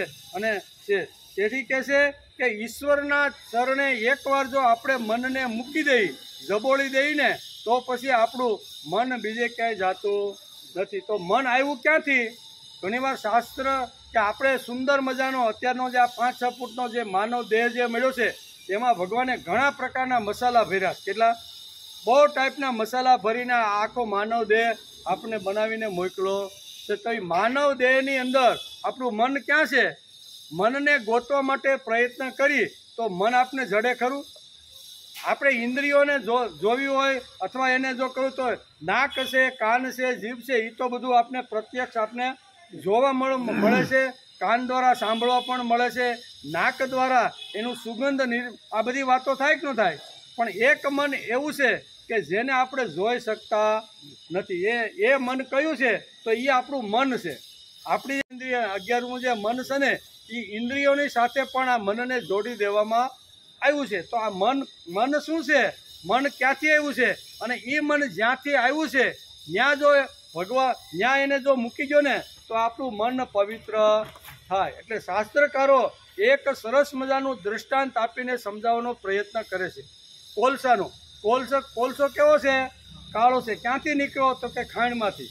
અને મૂળ એનું જે સ્વરૂપ છે ને, એ તો લાકડું છે ને. કોલસો શેમાંથી બન્યો? લાકડામાંથી કોલસો બળ્યો અને અગ્નિમાંથી ઉત્પન્ન થયો છે. એટલે અગ્નિમાંથી ઉત્પન્ન થયેલા કોલસાને ઘણીવાર આપણે ધોવાનો પ્રયત્ન કરી, ચોખ્ખો કરવાનો પ્રયત્ન કરી, એટલે હાબુ અને આપણે બ્રશ ને પાણી લઈને બધું બેસી જાય અને એમ થાય કોલસાને હમણાં 5 મિનિટમાં ઉજળો કરી દો, તો કોલસો ખલાસ થઈ જશે, હાથ કાળા થઈ જશે, હાબુ ખલાસ થઈ જશે, પાણી ખલાસ થઈ જશે, પણ કોલસોનો રંગ ખલાસ થાય કોઈ દી ખલાસ? કોલસાનો જો રંગ બદલવાનો હોય ને, તો એના માટે શાસ્ત્રકારો એક ઉપાય આપ્યો છે. ગમે તેટલું પાણી રેડો, ગમે તેટલો હાબુજો, ગમે તેટલું બ્રશ ઘો, તો કોલસાનો કલર બદલતો નથી. પણ એ કોલસાને જો કલર બદલવાનો હોય તો આપણા શાસ્ત્રકારોએ સુંદર મજાનું એક દ્રષ્ટાંત આપીને સમજાવવાનો પ્રયત્ન કર્યો છે કે કોલસો ક્યાંથી આવ્યો ભાઈ? તો કે અગ્નિમાંથી. જૂના કાળની બહેનો, અત્યારે તો ગેસ આવી ગયો છે, પણ જૂના કાળની બહેનો સગડી પેટાવે. જો રસોઈ કરવાની હોય ને 5-15 મિનિટ અગાઉ એ સગડી પેટાવે અને સગડીમાં નાખેલા કોલસા એકદમ લાલ થઈ જાય. કેવા? એની અંદર પણ આપણી પાસે રહેલો કોલસો જો આપણે નાખીએ અંદર, તો 5-7 મિનિટમાં લાલ થઈ જાય કે ન થઈ જાય? જે કોલસો જ્યાંથી આવ્યો છે એને આપણે આપી દઈએ તો એ કોલસાનું રૂપ બદલી જાય છે. એવી રીતે આપણું મન ભગવાન પાસેથી આવેલું છે. ક્યાંથી? ભગવાન પાસેથી આપણું મન આવેલું છે. એ મનને જો આપણે ભગવાનના ચરણમાં આપણે મૂકી દઈએ તો આપણું મન પવિત્ર અને લાલ ઘૂમ જેવું થઈ જાય છે. તેથી મનને બદલવાનો એક જ રસ્તો આપણા શાસ્ત્રએ કીધું છે, કારણ એના માટે છે ભગવાનનું ચરણ, ભગવાનનું આવી રીતનું જે રૂપ છે, એ ભગવાનના રૂપની અંદર ભગવાનના આવી રીતના જે શરીર છે, ભગવાનનું જે આખું જે મૂર્તિ છે, એની અંદર મનને બોળવાનો માણસે પ્રયત્ન કરવો, તો જ આપણું મન પવિત્ર થાય, તો જ આપણું મન શુદ્ધ થાય. અને શુદ્ધ થયેલું મનનો જ ભગવાન સ્વીકાર કરે છે. ગમે તેવું મન ભગવાન સ્વીકારતા નથી. આપણી ઘરે કોઈ મહેમાન આવ્યું હોય, બરાબર, સોફા ઉપર બેસાડીને પાણી પાઈ, પંખો ચાલુ કરી દઈ અને પછી હળવેકથી પૂછી ઠંડુ ગરમ નાસ્તા પાણી શું લેશો? એ કે ભાઈ કાંઈ લેવું નથી, હમણાં બાજુને ઘેરથી ચા પાણી પીને. બહુ આગ્રહ કરીને કેમ કે ભાઈ અમારી ઘેરે સરસ મજાના કેળા પાક્યા છે, બરોબર, તો એકાદું કેળું લ્યો, તો કે કાંઈ વાંધો નહીં. હવે આપણા ઘરની અંદર એ કેળું એવું પડ્યું હોય 2 દી થયા કે કોઈ ખાતું ન હોય ને ડીટીઓ હડી ગયું હોય ને એમ થાય હવે મહેમાન બરોબર લાગે આવ્યા છે, દરેક ડીટીઓ કાપીને આપણે આપી દઈએ તો આ કેળાનો પણ નિકાલ. મહેમાન જોવે છે કે જે પોતાને ઉપયોગમાં નથી, પોતે ખાઈ શકતો નથી, એવું કેળું મને આપવા માટે આવ્યો છે, તો મહેમાન પણ એ લે કે ન લે? ન લે કે ભાઈ મેં હમણાં જ લીધું છે, ભૂખ લાગી હોય ને તોય ના પાડજી કે ભાઈ મારે આવું બગડેલું ગંદુ કે એની ઉપર માખી બેઠેલું ગણગણતું કેળું ખાવું મારે. સામાન્ય માણસ પણ બુદ્ધિથી આવો વિચાર કરે કે મારે જે કોવાઈ ગયેલું છે, નકામું છે, એની ઉપર માખીઓ આટા મારે છે, એવી વસ્તુ મારે ખાવી નથી. તો ભગવાન બધું પરબારું સ્વીકારી લે? આપણે જો સ્વીકારવા તૈયાર ન હોય તો ભગવાન તો આપણો બાપ છે. દુનિયા આખીને જેણે સર્જન કર્યું છે એ એને આપણે ગમે તેવું આપણે આપવા જઈએ તો એ સ્વીકારતો નથી. તેથી ભગવાને 9મા અધ્યાયમાં કહેવું પડ્યું, શ્રીમદ ભગવદ્ ગીતાનો 9મો અધ્યાય ઘેરે જઈને ખોલજો. એ બહુ સરસ રાજવિદ્યા રાજગુહ્યો, બરોબર. માનવમાંથી એને રાજકુમાર કેવી રીતનું બનવું હોય ને, કેવો સામાન્ય માણસ છે પણ એને રાજકુમાર જો બનવાનું હોય ને તો એમાં કઈ કઈ વાતો હોવી જોઈએ ને, એ શ્રીમદ ભગવદ્ ગીતાના 9મા અધ્યાયમાં ભગવાને બધે કે તું તો રાજકુમાર છો ને રાજકુમાર બનવા માટે આટલી વાતોની અપેક્ષાઓ તારી પાસેથી રાખું છું. એમ કરીને ભગવાન કહે છે કે પત્રમ પુષ્પમ ફલન તોયમ યો મે ભક્ત્યા પ્રયસતી તદહમ ભક્ત પહુતમ અસ્નામી પ્રયતાત્મનો. આમ કરીને ભગવાન કહે છે કે તાજું એકાદું ફૂલ છે ને ભાઈ, ગમે તેવું નાનું એવું તાજું સુગંધિત અને સીધું વૃક્ષ ઉપરથી લાવીને જો તું મને અર્પણ કરીશ ને તો એનો હું સ્વીકાર કરું. પત્રમ, પછી પાંદડું, પત્ર એટલે પાંદડું, એકાદું નાનું તુલસીનું કે બીલીપત્રનું પણ ભાવથી પ્રેમથી જો તું મને એક જ પાન જો અર્પણ કરીશ ને તો એનો પણ હું સ્વીકાર કરી. પત્રમ પુષ્પમ ફલમ, ફલ એટલે ફળ, વૃક્ષો ઉપર આવતા નાના મોટા દાડમ છે, જામફળ છે, ચીકુ છે, એને ફળ કહેવાય. એ એકાદું ફળ તું મને સુગંધિત અને એકદમ તાજું માજું જો મને અર્પણ કરીશ ને તો આનો હું સ્વીકાર કરવા માટે તૈયાર છું. તોયમ એટલે પાણી, પાણીનું એક બિંદુ અથવા પાણીની એક ચમચી પણ તું જો મારા ઉપર ભાવથી પ્રેમથી આદરથી આપવાનો પ્રયત્ન કરીશ ને તો હું આનો સ્વીકાર કરું. ભગવાન કહે છે આ બધું મને તાજું માજું જોઈ. અને માણસ જો ગંદુ લઈને કોઈ મહેમાનને આપવા માટે ટ્રેમાં લઈને જાય તો મહેમાન દૂરથી વિચાર કરે છે કે આ ભાઈના ઘરમાં 2-3 દિવસ પીડ્યું છે, કોઈ ખાતું નહીં હોય ને, એટલે હું બરોબર મોકે બરોબર આવ્યો છું ને મને મોકો જોઈને આ ભાઈ આપે, ભાઈ હમણાં જ મેં ખાધું છે, હમણાં જ નાસ્તો કર્યો છે, મારે કાંઈ જરૂર. આમ કરીને આપણે જેમ અસ્વીકાર કરીએ છીએ એમ ભગવાન પણ આપણે ગમે તેવી આવી રીતની ગંદી વસ્તુ અથવા આપણી ન હોય અને બીજાની ચોરીને ભગવાન પાસે લઈને ભગવાનને કહી લે ભગવાન કે આ ચોરટો આવ્યો, મોટામાં મોટો ચોર હોય તો આ છે, જે પોતે પાણી પાયું નથી, કલર પૂર્યો નથી, સુગંધ પૂરી નથી અને હાલતા ભગવાન શિવજીના મંદિરે આવે છે અને કોઈ વંડી ઉપર છે ત્યાં કહે છે કે ફળ પંગરને ધરવાનું હોય તો મારી પુરુષાર્થથી મારી મહેનતથી ઉત્પન્ન જે કાંઈ વસ્તુઓ થઈ છે ને એ મારે ભગવાનના ચરણમાં ધરવી. કોઈની મફતિયા વૃત્તિથી લાવી અને કોઈને ચરણે ધરીએ તો ભગવાન એનો સ્વીકાર કરતો નથી. તેથી કહે છે ફળનો ત્યાગ કરો અતિશય અઘરો છે, કર્મને ફળ આવે, ફળથી માણસ મોહિત થાય છે. ભગવાન કામ કરે છે અને મારા નામે ચડાવે છે. કામ કોણ કરે છે? બધું ભગવાન. એ આપણે જ્યારે દેવ ઉઠી એકાદશી જ્યારે આવે ને ત્યારે આપણે બધાને ખબર પડી જાય કે ભગવાનના જ્યારે ઉનાળાની અંદર બરોબર ધોમધકતો તાપ હતો, વરસાદની શરૂઆત થઈ, થોડોક વરસાદ પડ્યો એટલે ભગવાન કે હવે મારે સૂઈ જવું, બરોબર ને, એટલે ભગવાન ચાતુર્માસ કરવા માટે ભગવાન સૂઈ જાય. એ 4 મહિના પૂરા થાય અને પછી કારતક મહિનાની સુધી એકાદશીને દિવસે જાગે. એટલે આખી માનવજાત નક્કી કરે છે કે 4 મહિના સુંદર સરસ મજાનો વરસાદ થયો, સરસ મજાના ખેતરમાં પાક આવ્યો, લણણી પણ લેવાઈ ગઈ છે. એટલે ભગવાને આપણે જે કાંઈ આપ્યું છે ને એ આપણે પહેલાં ભગવાનના ચરણમાં મૂકવું જોઈએ. તેથી મંદિર ગામનું હોય ને જ્યાં મંદિરમાં પોતાના પાકનો અમુક ભાગ જૂના કાળમાં આપણે લોથો ડૂન જે કાંઈ લઈને જતા ને એનું પ્રતીક હતું, પ્રતીક રૂપે જાય ને પછી ભગવાનને આપણે ઘણીવાર ઘણી બધી વસ્તુ આપણે આપતા હોય છે.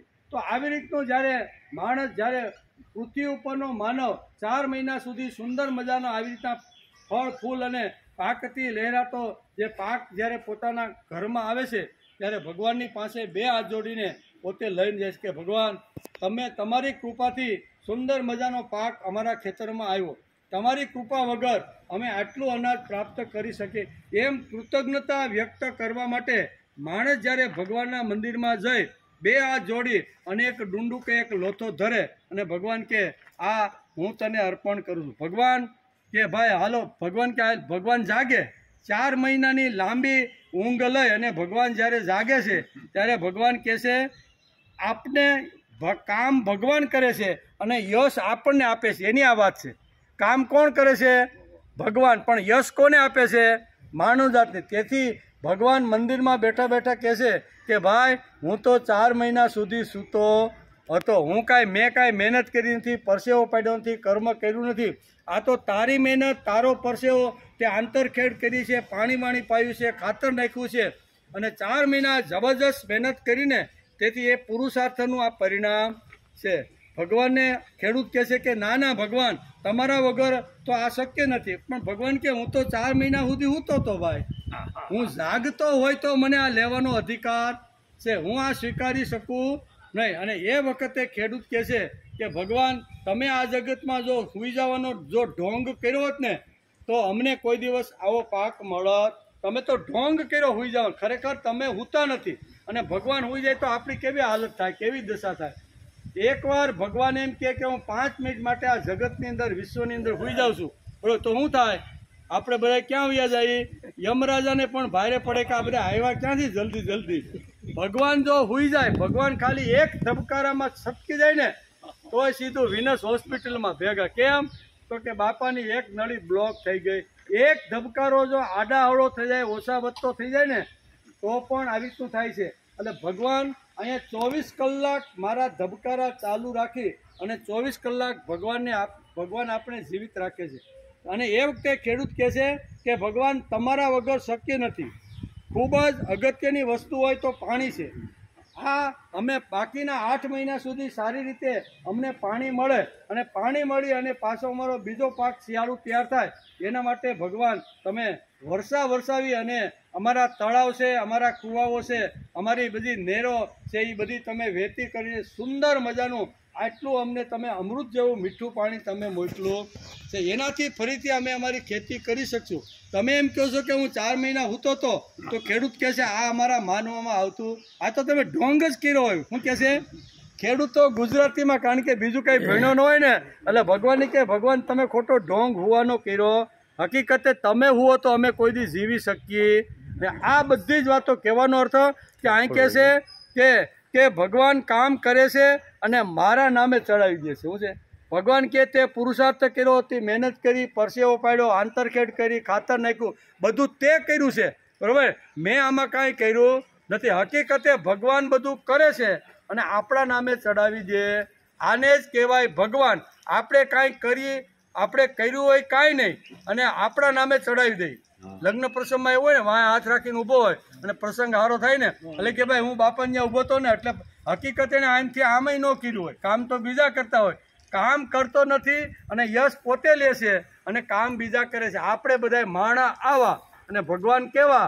ભગવાન પોતે કામ કરે, 4 મહિના સુધી વરસાદ વરસાવે, સુંદર મજાનું આખું વર્ષ આપણે ટણટણાટી રહી શકીએ એટલો સંગ્રહ પાણીનો કરે છે. બધું કરે છે એ અને લોથો લઈને જાય ત્યારે એમ કે ભાઈ હું તો હૂતો હતો, કામ તે કર્યું.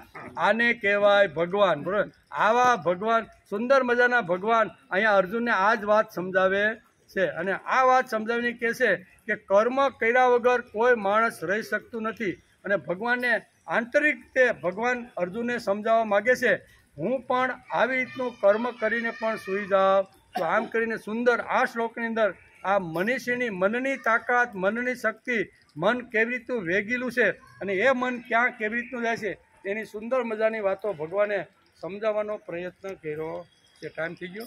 ગીતા અધ્યાય 2 અને શ્લોક નંબર 51, એમાં કર્મ અને કર્મફળની 2 વાતો ભગવાન આપણે સમજાવવા માગે છે. કર્મ કરી એટલે ભગવાનને ફળ આપ્યા વગર ભગવાન પોતે જ રહી શકવાના નથી. ભલે આપણે નિષ્કામ કર્મયોગ કરતા હોય પણ આપણે જ્યાં હોય ત્યાં ગોતીને ભગવાન ફળ તો આપે જ. પણ આપણી હિંમત નથી કે નિષ્કામ કર્મયોગ આપણે તો કંઈક મળવાનું હોય તો જ આપણો પગ ઘરમાંથી બહાર નીકળે. એના માટેનો આ શ્લોક છે. ભગવાન કામ કરે છે અને મારા નામે ચડાવી દે છે. આપણે ખરેખર બુદ્ધિથી જો વિચાર કરીએ તો 12 મહિનાની અંદર જે 4 મહિના છે ને ખૂબ જ અગત્યના એ 4 મહિના જો ન હોય ને તો માનવ જાત આ સૃષ્ટિ ઉપર ટકી કે રહી શકે નહીં. એ 4 મહિના એટલે ચોમાસાના 4 મહિના જેમાં આખી દુનિયાને અનાજ પૂરું થાય ને એ આ 4 મહિનામાં ભગવાન પૂરું પાડે છે. આખી દુનિયાને 8 મહિના સુધી બાકીના પાણીની જરૂરિયાત જેટલી ઊભી થાય એટલી જરૂરિયાત ભગવાન અહીંયા આપણે પાણી પણ મોકલે. ધન હોય, ધાન્ય હોય, પાણી હોય, કોઈ પણ હોય એ આ 4 મહિનાની અંદર ભગવાન ખોબા ભરી ભરી અને આ ધરતી ઉપર ઠાલવે છે અને એને જ હિસાબે હું અને તમે બધાએ ટણટણાટી કરીએ છીએ. તેથી આ 4 મહિના ખૂબ જ અગત્યના છે અને ભગવાન આપણને યશ અપાવવા માટે અહીંયા કહે છે કે ભગવાન કહે છે કે હું તો ભાઈ સૂઈ ગયો તો આરામથી, હું તો કાંઈ જાગતો નહોતો, હમણાં જાગ્યો એ કે કારતક મહિનામાં, બરાબર ને. આ તારી મહેનતનું ફળ છે, તારા પરસેવાનું ફળ છે, તારા કર્તૃત્વનું આ પરિણામ છે. એટલે કરે છે ભગવાન અને યશ માણસ જાતને આપે, આને જ કહેવાય ભગવાન. ભગવાનનો આ ગુણ છે, એ ગુણ લેવાનો માણસે પ્રયત્ન કરવો જોઈએ. કોઈ પણ જગ્યાએ આપણે કામ કરી, સમૂહમાં કામ કરતા હોય, ભલે કામ આપણે કર્યું હોય પણ આપણી સમૂહની અંદર જે હોય ને એમ કહેવાનું કે આ સમૂહ હતો, આ ભાઈએ કામ કર્યું ને ભાઈ, એટલે આ બધું સારું તમને દેખાય, એ કહેતા આવડવું જોઈએ. ભગવાનને તો કહી દીધું હું કે ભાઈ હું તો 4 મહિના સુધી હું તો મારી આમાં મહેનત નથી, પરસેવો નથી, કરતું તો કાંઈ નથી, બધું તે કર્યું. હકીકતે ભગવાન જ બધું કરતો રહેલો છે એમ કે. તેથી કહે છે ભગવાન તું બનાવટ કરે છે, તું કરે છે તું અને મારા નામે તું ચડાવી દેશે. ભારતીય સંસ્કૃતિમાં પ્રબોધિની એકાદશીનું વ્રત આ સમજાવે છે. પ્રબોધિની એકાદશી જે આવે ને વર્ષમાં એકવાર, એ વ્રત આપને આ વાત સમજાવે છે. અષાઢ મહિનામાં સૂઈ ગયેલા ભગવાન 4 મહિનાની લાંબી ઊંઘ પછી ઉઠવાની એકાદશીને પ્રબોધિની એકાદશી કહેવામાં. 4 મહિનાની લાંબી ઊંઘ ભગવાને કરી અને 4 મહિના પછી ભગવાન ઉઠ્યા તો એને પ્રબોધિની નામની એકાદશી કહેવામાં. પ્રબોધિની શબ્દાર્થ પ્ર અને બોધ. ભગવાન આપને વિશેષ પ્રકારનો કંઈક બોધ આપવા માગે છે, તેથી એનું નામ પ્રબોધિની એકાદશી પડ્યું છે. આ એકાદશીને પ્રબોધિની એકાદશી એવું નામ આપવામાં આવ્યું છે. આપણામાંના રામ જાગે, આપણને આપણી જવાબદારીનું ભાન થાય તે માટે 4 મહિના ભગવાન સૂઈ ગયા. આપણને પણ આપણી જવાબદારીનું ભાન થવું જોઈએ, તેથી ભગવાન લાંબી 4 મહિનાની નિંદ્રામાં સૂઈ ગયા.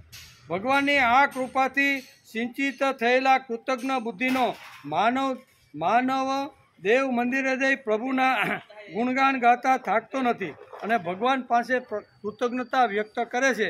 ત્યારે ભગવાન કહે છે કે તારા પરસેવાનું, તારી મહેનતનું, તારા કર્મયોગનું આ ફળ છે એમ કે.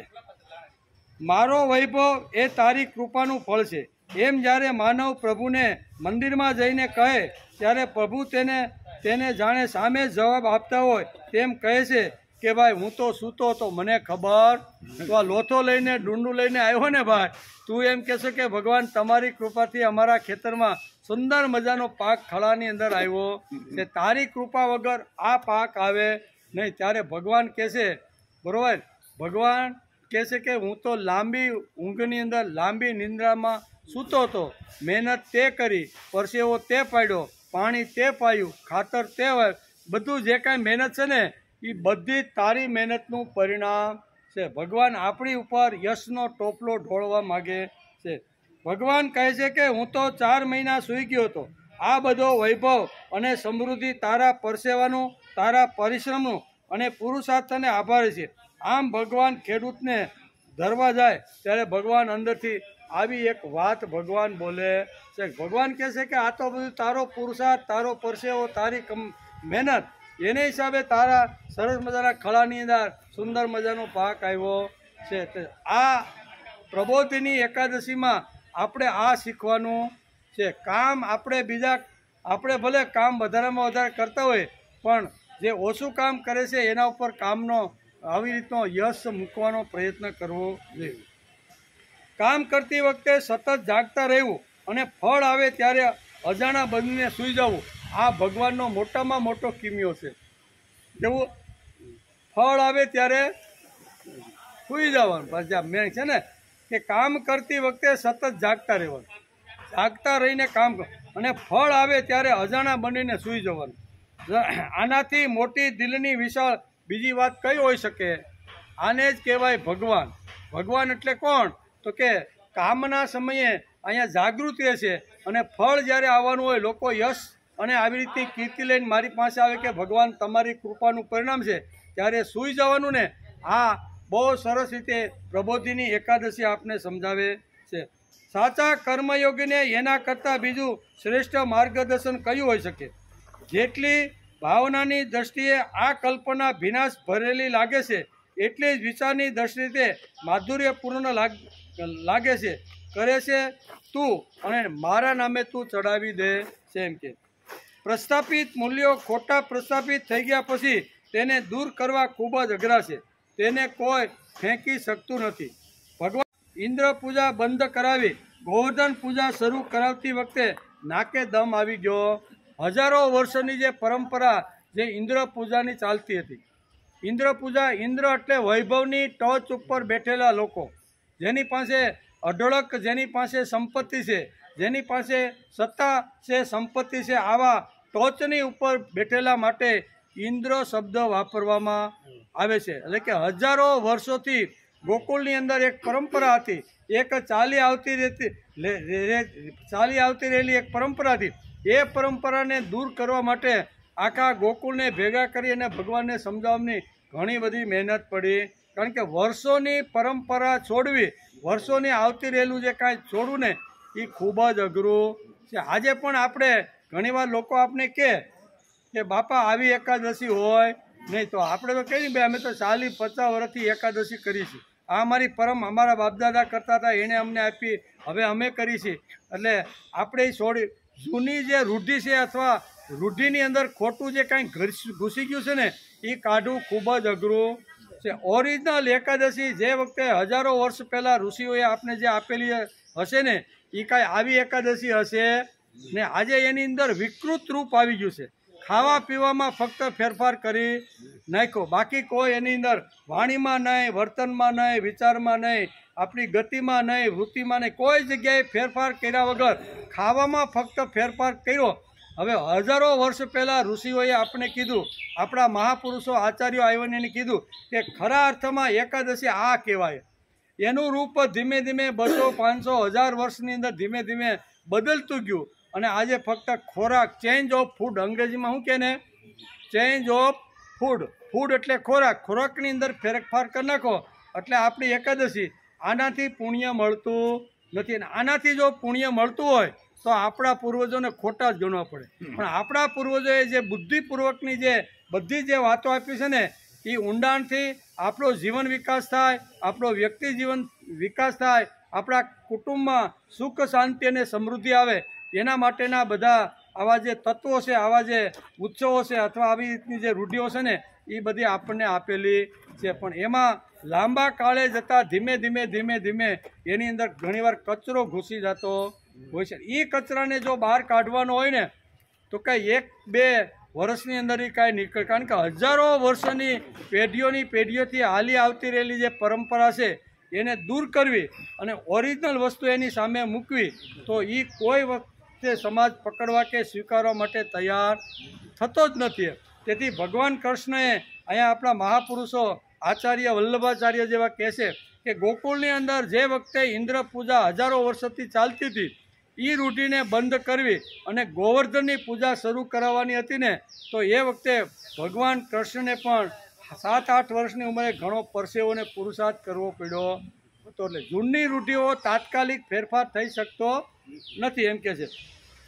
એટલે કે પ્રસ્થાપિત મૂલ્યો ખોટા પ્રસ્થાપિત થઈ ગયા પછી તેને દૂર કરવા ખૂબ જ અઘરા છે. હવે હજારો વર્ષોથી ઇન્દ્રની પૂજા થાય. ઇન્દ્રની પૂજા એટલે ગોકુળની અંદર દર વર્ષે 1 દિવસ એનો ઉત્સવ રાખવાનો. મોટા મોટા સત્તાવાન, સંપત્તિવાન, વૈભવવાન લોકોને બોલાવવાના, એને સ્ટેજ ઉપર બોલાવવાના, એને શાલ ઓઢાડવાની, ફૂલ આપીને એનું સ્વાગત કરવાનું. એટલે 5-25 લાખ રૂપિયા ફેંકીને એ જતા રહીએ. એટલે આખું ગોકુળનું પાછું આખા વર્ષનું ચાલે.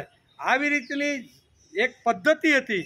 એ પદ્ધતિમાંથી બહાર કાઢવા માટે ભગવાનને પરસેવો છૂટી ગયો છે. બોલા દર વર્ષે આવે, ગામની જેટલી જરૂરિયાત હોય, પાણીની જરૂરિયાત હોય, પછી અનાજની જરૂરિયાત જે કાંઈ હોય ને એ વૈભવની ટોચ ઉપર બેઠેલા ઇન્દ્ર જેવા લોકો બધા આવે અને એનું સ્વાગત કરે, એની આરતી ઉતારે, એની આગળ પાછળ આવી રીતના નૃત્ય કરે, બધું કરે. એટલે ઓલા બધા ખુશ થાય અને એક ટુકડો ફેંકી દે અને એ ટુકડાના આધાર ઉપર આવી રીતના બધા લોકો જીવતા હતા. ભગવાન કે આ તો હાવ ખોટી, આવી રીતનું જીવન કાંઈ માણસનું હોય. માણસે પોતે પોતાના પગ ઉપર ઊભો રહે અને જીવન જીવવાનો પ્રયત્ન કરવો જો તસ્યેમ પૃથ્વીમ સર્વામ વિતસ્ય પૂર્ણ સ્યાત. આપણે વાંચી શાસ્ત્ર તો ખબર પડે કે આવી રીતની માણસની વૃત્તિની તૈયારી હોવી. હું પાટો મારીને રોટલો પેદા કરીશ, પણ ઇન્દ્ર જેવા વૈભવશાળી લોકો મને ટુકડો ફેંકી દે અને એના દ્વારા મને મળેલા કપડાં, મળેલું અનાજ અને મળેલી જે કાંઈ વસ્તુ છે એનાથી હું જીવું.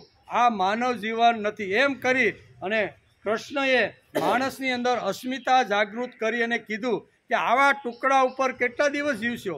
આવો ટુકડો ફેંકીને વર્ષની અંદર એકવાર ઇન્દ્ર જેવા બધા આવે છે અને ઇન્દ્ર જેવા આવીને ફેંકીને તમને બધાને આવી રીતના આપીને તમે કેટલા દિવસ, તમારે હવે તમારા પગ ઉપર ઊભું રહેવું, તમારે પોતાનું જીવન આવી રીતનું બનાવવું જોઈએ. એમ કરી અને ભગવાન કૃષ્ણે ગોકુળની અંદર 4 વાતો ઊભી કરી.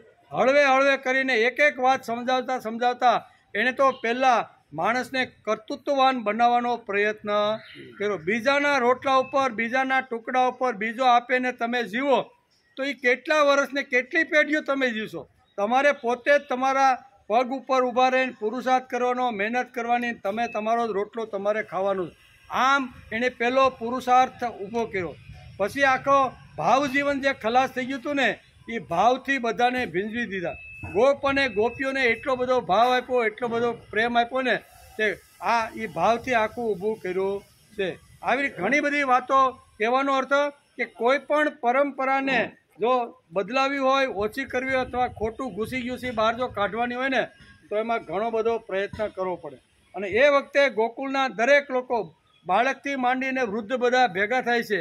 કૃષ્ણ આ પ્રસ્તાવ મૂકે છે કે આવતીકાલે જો તમે આ ઉત્સવ કરવાનો હોય તો એની જગ્યાએ તમે ગોવર્ધનનો ઉત્સવ કરો. અને એ વખતે ઘણા બધા બોલે છે કે અમે તો વર્ષોની પરંપરાથી ઇન્દ્ર પૂજાને, ઇન્દ્રને નમસ્કાર કરીએ છીએ, તો હવે જો આવતીકાલે અમે જો ગોવર્ધનની પૂજા કરી અને એ જો અમારી ઉપર રૂઠે અને અમને જો કાંઈક અગવડતા ને બધું મોકલે તો અમારું તો આવી બેન ભગવાન કે હું બેઠો છું, તમને કાંઈ અગવડ આવશે કરવાની તાકાત મારી અંદર.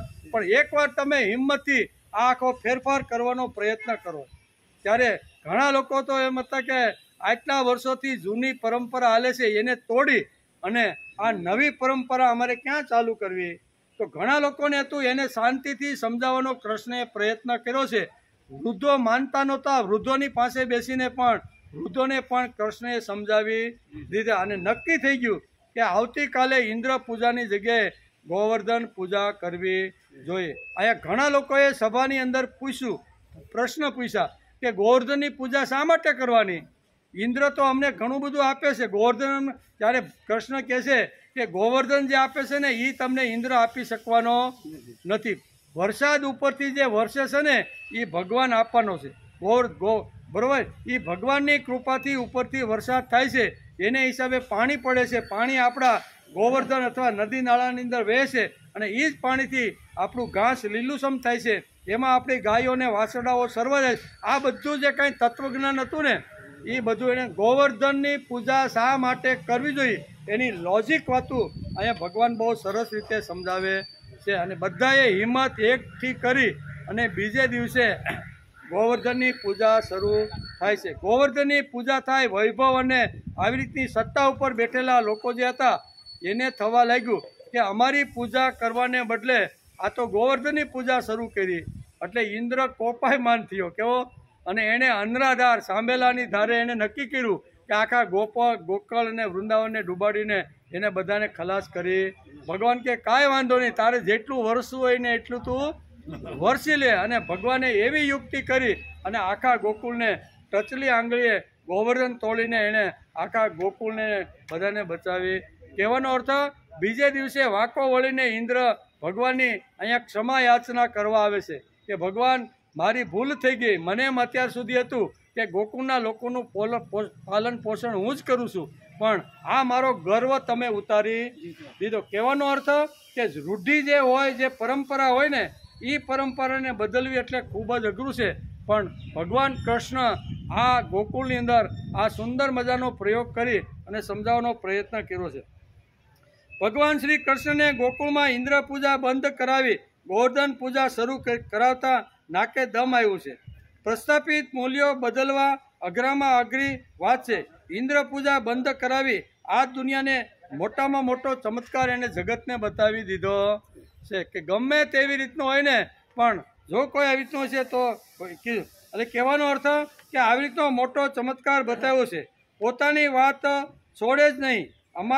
અમારો આ ધર્મ છે, તું વચ્ચે ન આવ, એમ ઘણીવાર ઘણા લોકોએ કીધું છે. ભાઈ આ તો અમારો ધર્મ છે ભાઈ, હજારો વર્ષોથી અમે ચોટલી રાખી, તિલક કરી, આમ કરી, તેમ કરી, એ તો હજારો વર્ષો. પણ શા માટે? તો કે એ ખબર નથી. માણસના જીવનમાં ની અંદર કોઈ પણ કૃતિ કરી, કોઈ પણ કર્મ કરી, કોઈ પણ જીવનની અંદર કાંઈ જો પ્રસ્થાપિત વાતો જો ઊભી કરીને તો એ શા માટે કરી છે એ માણસને સંપૂર્ણ રીતે જો ખ્યાલ હોય ને તો એનું જીવનમાં ઘણું મૂલ્ય છે.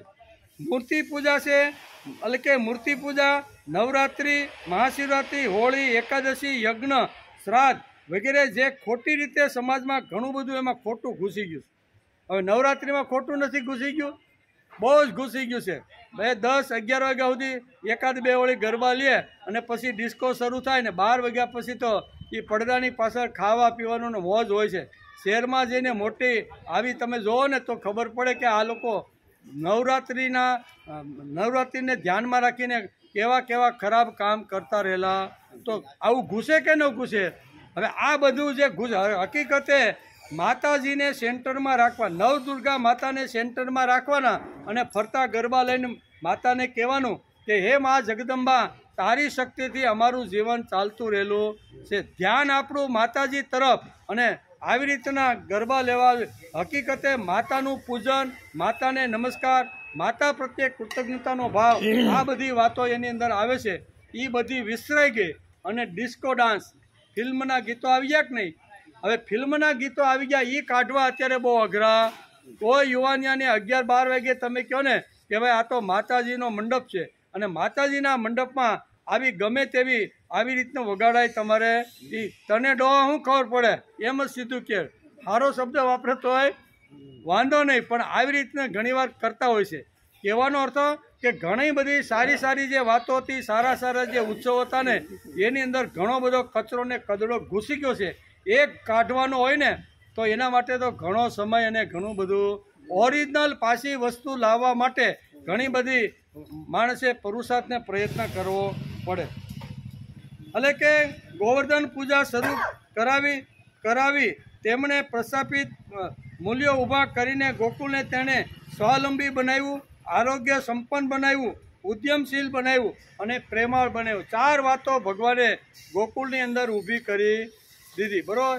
આખો જે પ્રેમ ભાવ હતો એ પ્રેમાળ બનાવ્યું, ઉદ્યમશીલ બનાવ્યું, પછી આરોગ્ય સંપન્ન બનાવ્યું અને સ્વાવલંબી બનાવ્યું.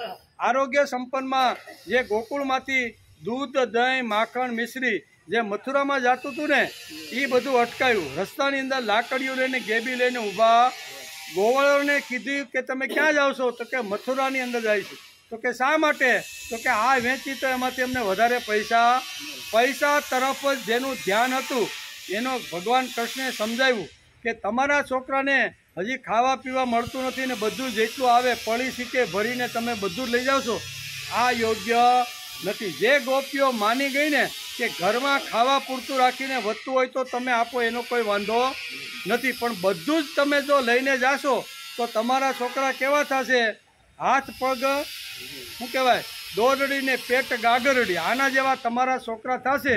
એનું આરોગ્ય સારું નહીં હોય તો કંસની સામે જો બાથ ભીડવાની છે તો કેવી રીતે ભીડશું? આમ કરી અને ગોપીઓ જે સમજી ગઈ એ પોતાના ઘરની અંદર બાળકોને ખવડાવવાની શરૂઆત હતી ને એની બધી ગેબીઓ દ્વારા બધી જ એની મટકીઓ ફોડી નાખી. કહેવાનો અર્થ કે કોઈ પણ પ્રસ્થાપિત જો મૂલ્ય જો કરવાના હોય ને તો એના માટે ખૂબ જબરજસ્ત પ્રયત્ન કરવો પડે. ભગવાન કૃષ્ણ અહીંયા આ જ વાત સમજાવવાનો પ્રયત્ન કરે છે. કર્મજમ બુદ્ધિ યુક્તા હિ ફલમ ત્યક્તા મનીષિણી જન્મ બંદર વિનિર્મુક્તા પદમ ગસંત્ય નામયમ. કર્મજમ બુદ્ધિ યુક્તા હિ ફલમ ત્યક્તા મનીષિણી. જેઓ સમતાથી યુક્ત છે તેઓ જ વાસ્તવમાં મનીષી અર્થાત બુદ્ધિમાન છે. મનીષીનો એક બીજો અર્થ છે બુદ્ધિમાન. બુદ્ધિમાન કોણ? તો કે જે પોતે સમતાથી યુક્ત છે. સમતા એટલે સુખ આવે, દુઃખ આવે, યશ મળે, અપયશ મળે, એની અંદર સમ જેની બુદ્ધિ છે ને એનું વર્ણન ભગવાને કર્યું છે. પછી આગળ કહે છે કે મનુષ્ય અકુશળ કર્મોથી દ્વેષ નથી કરતો અને કુશળ કર્મોથી રાગ નથી કરતો એ મેઘાવી બુદ્ધિમાન છે. કર્મ તો ફળ રૂપમાંના પરિણામમાં જ આવવાનું છે. એના ફળનો ત્યાગ કોઈ કરી શકતું નથી. જેવી રીતે કોઈ ખેતીમાં નિષ્કામ ભાવથી બીજ વાવે તો શું ખેતીમાં અનાજ નહીં ઉગે? અનાજ તો ઉગવાનું છે ને છે. માણસ અનાજ વાવે, થોડી એની જાળવણી કરે અને 4 મહિના પછી તો એને ફળ મળવાનું જ છે.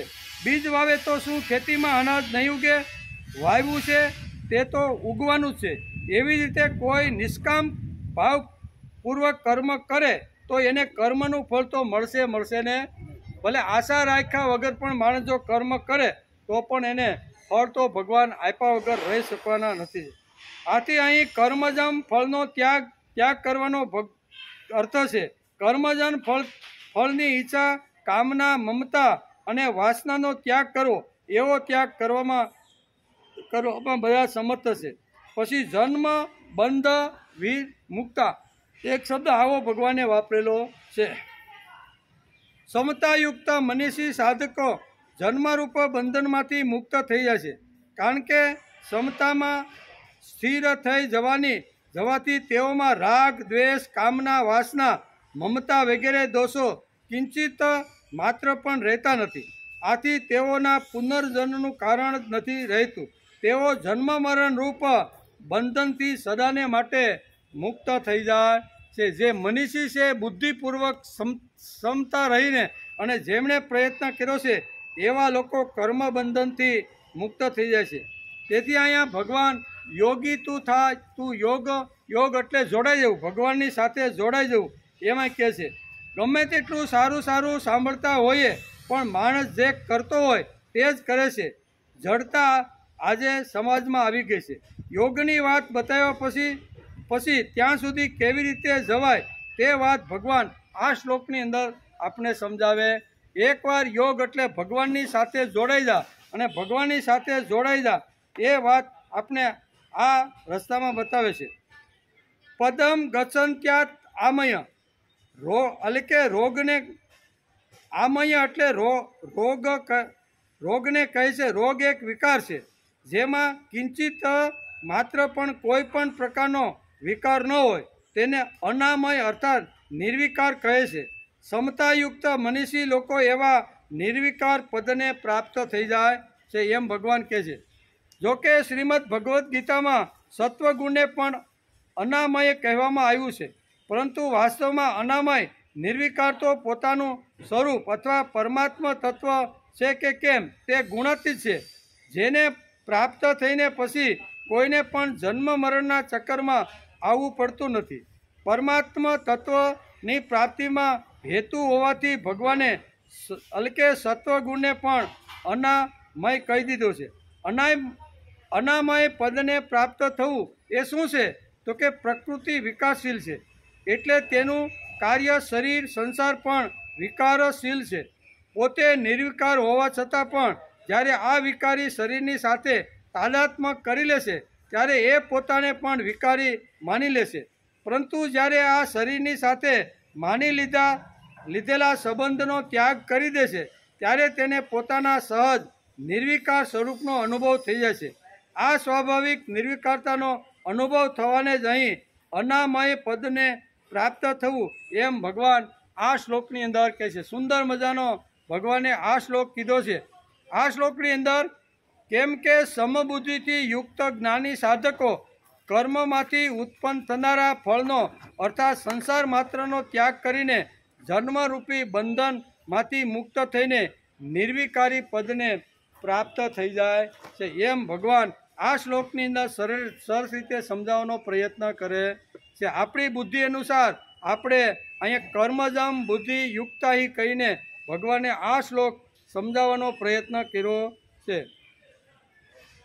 આવતીકાલે આપણે મંગળવાર, બરાબર ને, મંગળવારે આવશું ત્યારે અહીંયા 52મો શ્લોક, એમાં પૂર્વ શ્લોકમાં જણાવેલા અનામય પદથી પ્રાપ્તિનો ક્રમ શું છે તેને આગળના 2 શ્લોકમાં ભગવાન અહીં અર્જુનને બતાવવાનો પ્રયત્ન કરે છે. એનો વિચાર આપણે આવતી